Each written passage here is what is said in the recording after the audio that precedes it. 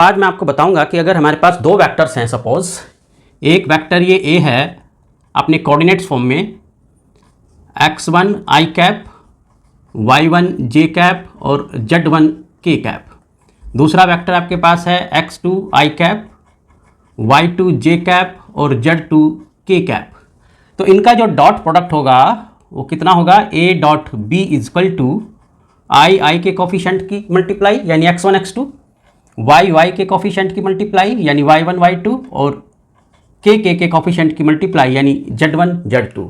तो ऐसे केसेस में जो डॉट प्रोडक्ट आता है वो हमारा इस फॉर्मूले से हम लोग कैलकुलेट कर सकते हैं। अब ये फॉर्मूला आया कैसे, इसको मैं आपको समझाता हूं। तो देखो, अगर आप a डॉट b लेंगे तो क्या हो जाएगा, a की वैल्यू पुट किया आपने x1 i y1 j z1 k multiply यानी डॉट। ध्यान रहे कि डॉट है तो डॉट का ही यूज करोगे, x2 i y2 j और z2 k। अब देखो इसमें हम 1 बाई 1 मल्टीप्लाई करेंगे। जैसे पहले हमने x की मल्टीप्लाई की इसमें, तो ये आया x1 x2 i dot i, x1 y2 i dot j, x1 z2 i dot k plus फिर हमने y1 की मल्टीप्लाई की तो y1 x2 j dot i, y1 y2 j dot j plus y1 z2 j dot k plus फिर हमने z1 की ली, z1 x2 i dot i, z1 y2।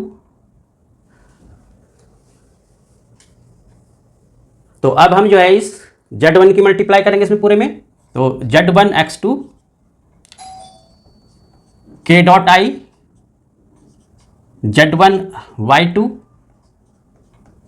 k dot j और z1 z2 k dot k। But आप जानते हो कि i dot i j dot j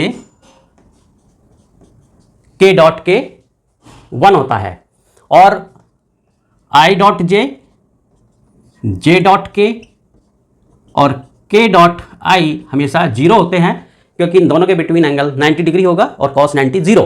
that's why जब ये वैल्यूज आप पुट करोगे तो आप देखोगे कि हमारे पास क्या बच जाएगा, i डॉट i 1 हो गया तो x1 x2 plus 0 plus 0 plus फिर ये हमारे पास 0 हो जाएगा, फिर बच जाएगा y1 y2 प्लस ये पार्ट 0 हो गया प्लस फिर ये 0 हो गया और फिर ये 0 हो गया और प्लस z1 z2।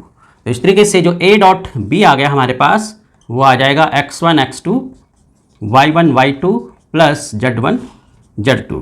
तो इस तरीके से हमारा ये फॉर्मूला डिराइव किया जा सकता है बाय द सिंपल मल्टीप्लिकेशन